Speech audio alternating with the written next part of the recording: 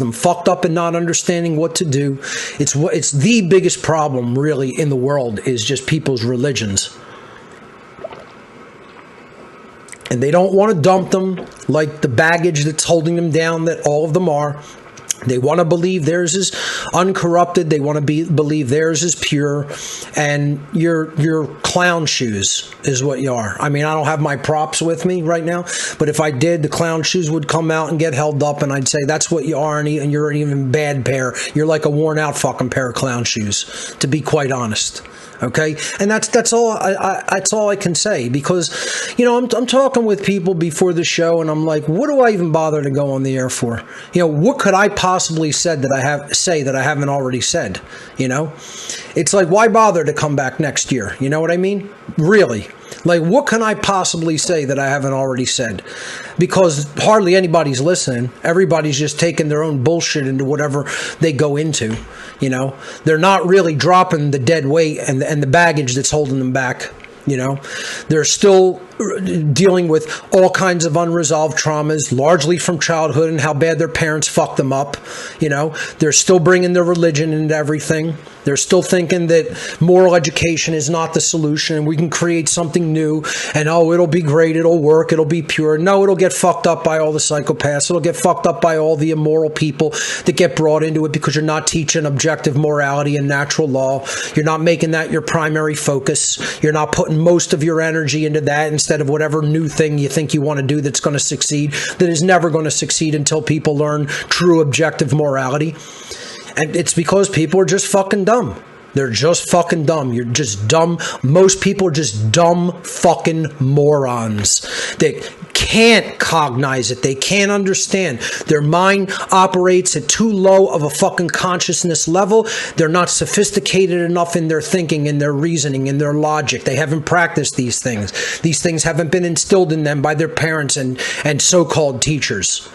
And people who are supposed to be spiritual leaders, spiritual way showers. They haven't had any real ones of those. When they encounter somebody like me, who is one of the real deal in aspects such as that, they can't hear it. They're so fucking brainwashed, they don't even understand what the fuck I'm talking about. They don't even understand what I'm saying because they're so fucking dumb.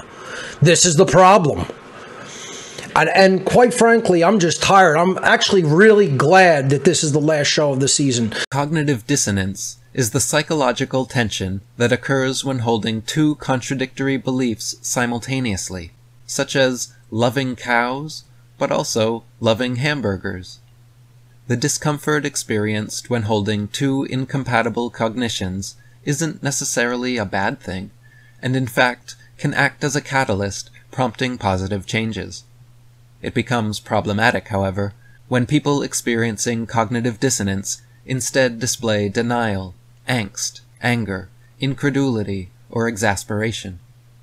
Those suffering from crippling cognitive dissonance will often blame other people or outside factors, avoid certain subjects, and rationalize poor decisions. The psychological tension of cognitive dissonance can be relieved, though, once the seemingly contradictory cognitions find a way to sensibly coexist. If you love cows, but also love hamburgers, for example, you might try cutting down your consumption, or switch to some of the many vegan hamburger options. Aristotle said, "Nothing is more challenging than the ability to study, debate, and think through a concept without immediately accepting or rejecting it. It is the mark of an educated mind to be able to entertain a thought without accepting it." And F. Scott Fitzgerald wrote that the truest sign of intelligence is the ability to entertain two contradictory ideas simultaneously.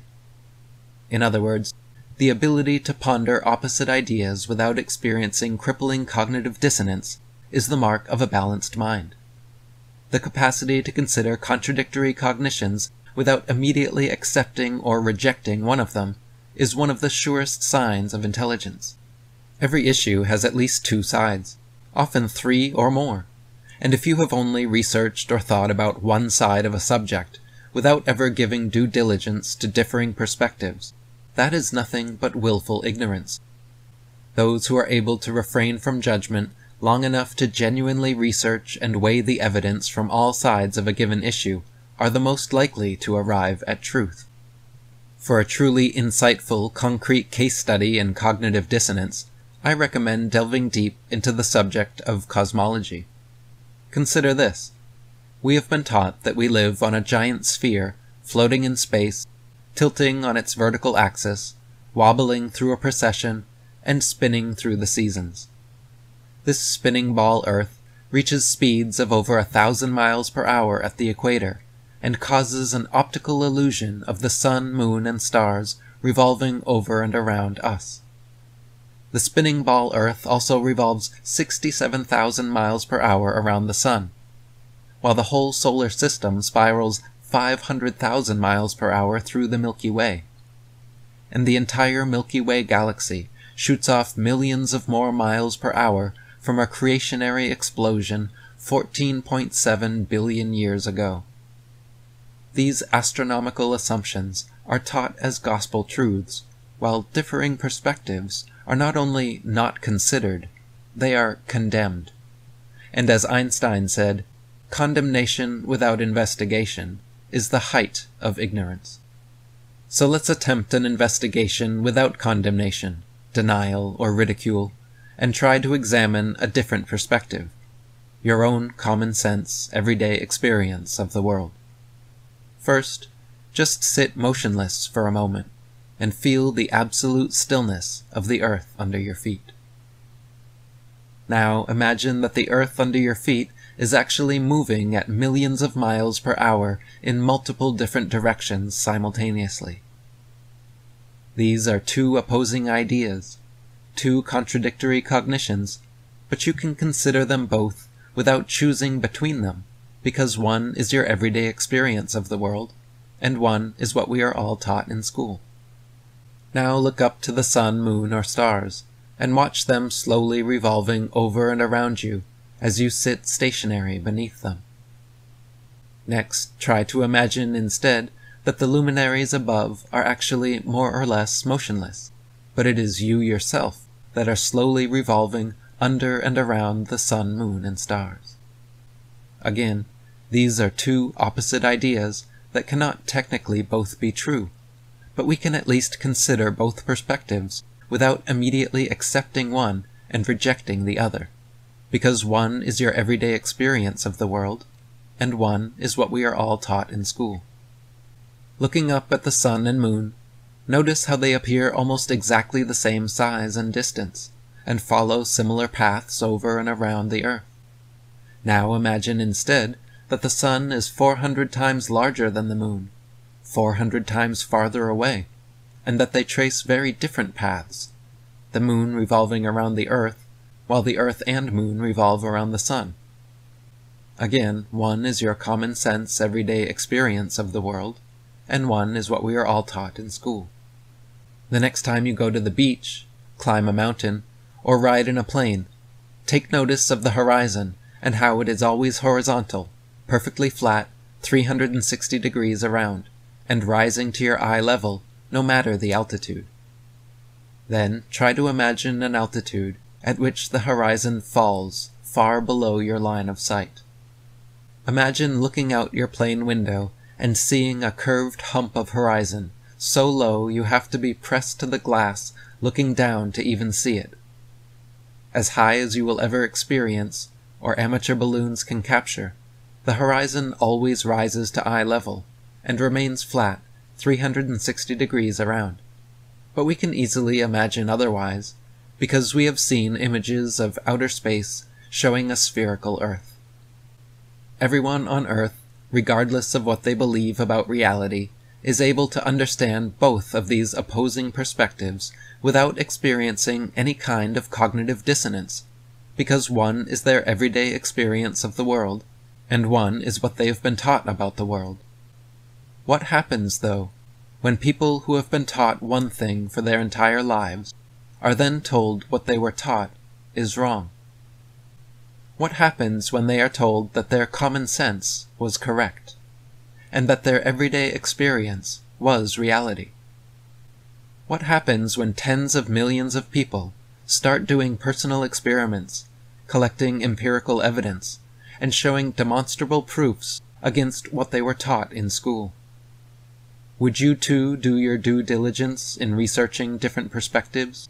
Or would you just double down with denial and decide you already knew the truth? There has been a recent resurgence in the subject of cosmology for just this very reason.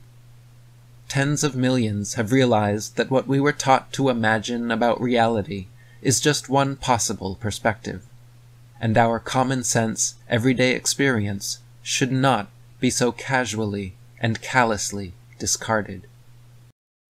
I'm gonna show you photos of the old world of the White Federation, which you wrongly understand as Tartaria everywhere because of the propaganda. You decide afterward what you want to believe. We are now in Frankfurt, in Germany. I'm just gonna show you pictures. This is a place where you go to pray. You know, cathedrals or towers like in the castle and, you know, kings and queens stories, or like big buildings. If I didn't tell you this was Frankfurt, you would probably say something like it's the USA or Russia or Australia or Canada or any other place in Spanish-speaking or Portuguese-speaking America. But here's Germany, which is identical to the other places in the world that don't speak German. And you decide because the buildings are identical. The architecture is identical. This is in the 1800s.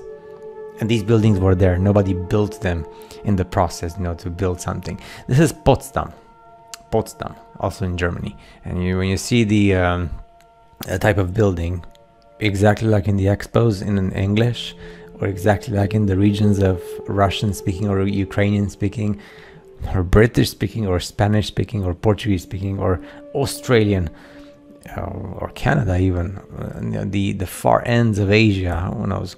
Now we're in Belgium, Antwerp, in Belgium. Belgium is a country that speaks, well, French, and also they have their own language. But why are the buildings identical to what we've seen so far everywhere in the world? I mean, everybody got to the same conclusion in the 1800s. Well, they communicated via the ships traveling on the curvature of the earth, right? They were sending telegrams via the ship because there was no other way of communicating. Still to this day, I don't understand, because the same stuff we see in all the churches and temples and cathedrals everywhere in the world. Why do you build it so high up to the ceiling? So is this for me to believe that people would go there and sit on the benches to pray with God? Were those benches put there afterwards, after they decided to convert the buildings and to not convert them, to disable them and make them look as if they're as if you need to go there and pray, because it's full of them. I mean, these places, it's full of them. Same specific style, working building style, materials used. It doesn't matter, even in South Africa, man. At the same time, even like in Australia or like Argentina or like New Zealand or like Russia. So why is it everywhere the same type of building? This is my big question. It is a magnetron as well, magnetrons and towers, and it's exactly the same design. So it's up to you to decide what was the purpose of these buildings and who built them in the first place. Because the only thing I've seen so far is our humanity refurbishing them, or like washing them on the outside, or like trying to repair them, because it's been a long time since they were functioning. This is supposed to be like the railway station, or like it's also like an avenue and stations for like trains, and that's what they call them. Another cathedral. Why would you build cathedrals so high up vertically? I mean, I would see it like in a much better way to make it horizontally, so the big majority of people can actually go inside. In such a small place, you only build something like this when you want to attract something from the air, from the ether, like energy. And still to this day, people still believe that they built these places in all the countries independently of the languages, and everything was in the 1800s for the purpose of going to church and pray. Sad. The bank, you know, banks, I wish they would make banks today like this, because maybe if they would make banks so attractive and not the ugly buildings that banks are today, maybe more people would go and take a loan, you know, and become better slaves. Sorry, I just had to say the word. And this picture, if I don't show you the word in French, or like in the national language, you would say it's everywhere else, because I've seen the same stuff in the Spanish-speaking, Portuguese-speaking, English-speaking, Russian-speaking. Those things with the trams and the electricity, it's exactly the same photo everywhere in the late 1890s. So unless everybody in the world decided to have the same technology at the same time, well, you got me there. Or these type of columns, and even like the statues on the top, identical to the Russians and the Americans, and not just them, and the Spaniards in South America and Central America. Africa as well has these. Asian countries have these, and they speak totally different languages. I'm flabbergasted, I would say. I'm blown away by the majesty of these photos and the size of everything. And if I didn't tell you, you would probably say this is in Canada or the United States of America. Oh, it's in Belgium. So yeah, it's one of those things. Like Belgium again, same arches, same height, same type of statue. Look at this. These same statues you see in the expos in America, with the type of humanity that was there, like tall and white with the torus. And some interpret the torus as the toroidal field of the energy, of the electromagnetic energy, which is free. And again, like, it's exactly the same design everywhere on all continents. I hope you appreciate the fact that, you know, you just scroll 8 minutes or 10 minutes to this video. Now we go to Toronto. Starting from this photo on, it's Toronto, Canada. I'm just going to show you the photos of Toronto. Look at this. If I didn't tell you it was Toronto, you would say it's Belgium, or Russia, or America, or South Africa, or New Zealand, or anywhere else you want your heart to desire. Any language you desire. All these are in Toronto, in Canada. It's a very, very young country, Canada. Same as Argentina, same as Australia. So you tell me when they have time, the immigrants, to build all this, and at the same time to go to church, because these cathedrals are supposed to be places where you go to speak with the God, but you barely have any people inside because of everything is so vertical, to attract something from under the dome in the electromagnetic field. So simple to understand once you know. Indian devil, a lot of windows, which I commend. Okay, let's move on. How about Bangladesh? Boom. Town hall, looking more like a hotel. Another Bangladesh town hall. Castle in ruins. And now let's move to Belgium. Belgium is awesome, and no doubt a stronghold of the old world. I mean, this stuff is superb. Cathedral style for the town hall. Here we go. And in my last video, I think it was, we looked at a city hall in Texas, looking just as beautiful and castle-y. I once went to the city of Antwerp and was just kind of hit in the face with this old world. It was such a beautiful, and is such a beautiful city. And we're told half of it was bombed out in the last Great War. And it was like every other building had been replaced with something modern. Just a seasoning of new and old. So yeah, this is the Antwerp City Hall. And here it is in 1609. Just looking the absolute freaking same. These primitive people. They don't even have horses. Oh, this guy has one. A working horse. Here's that same city hall we just looked at in Bangladesh. Look at this old weathered hotel. This baby needs a good power washing. Has for the last 100 years, no doubt. And yeah, it's their city hall now. Brussels, not far from Antwerp. And here's the city hall, the Disneyland City Hall. Unbelievable. What do you think? Something else that's been turned into a city hall? Or do you really think that any city would design their halls of essentially business like this? Brussels Town Hall, erected between 1401 and 1455. Quite the erection. And there's just a bunch in Belgium. I'd like to look at all of them, but again, we are all on a time budget. But here you go. Here you absolutely go. Of course, this is exactly what I had in mind when I set out to look at city halls today. Here we go. What kind of people? What kind of purpose? I mean, no doubt this is teched out to the T. If you don't see tech here, and it's not religious, wow. Just wow. Really exciting. The Leuven Town Hall, built between 1439 and 1469. Why? Let's go to Bosnia. Sarajevo Town Hall. Here you go. The old world. Clearly here. Thriving. And the repurposing is probably running late in this area. We can see scaffolding down here.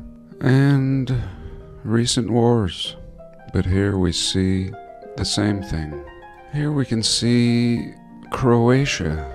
Really beautiful old world in very dismal and ruined conditions. Ornamentation has been removed up here, clearly. And having a very cathedral feel, very Gothic, in Croatia. Croatia has excellent chocolate. And of course the Czech Republic. I mean, how can we not appreciate their town hall? Look at this thing. All metal up here. Tarnished copper. Just superb. Even with today's modern everything, I don't think builders can wrap their heads around this type of construction. And this is so old, we're told. But really, the dates may be scattered in all these narratives, but we're dealing with the same thing. How about France? Hotel de Ville. So here, finally, they're kind of being honest. The Hotel de Ville in Paris dates back to the 1300s. And it's a city hall, castle, palace, whatever. How about Finland? Turku City Hall. There we go. Built right up to the water and into the water. Pretty modest, but same hand. Here is somewhere in Germany. Wow. I can hear angelic choirs. And yet this is nothing angelic. This is just a city hall. And really in ruins. You can see the brick underneath the facading in here. That was the Bremen City Hall. An important example, they tell us, of brick Gothic. Yes, this is an important example for how excessive a city hall can be. Here we are in Cologne, home of Cologne. It must smell really nice. Personally, I don't like Cologne, kind of chemically. But anyway, City Hall. City halls abound. One more quickie in Germany. The Hamburg. And I don't eat ham, but in this research, ham is key.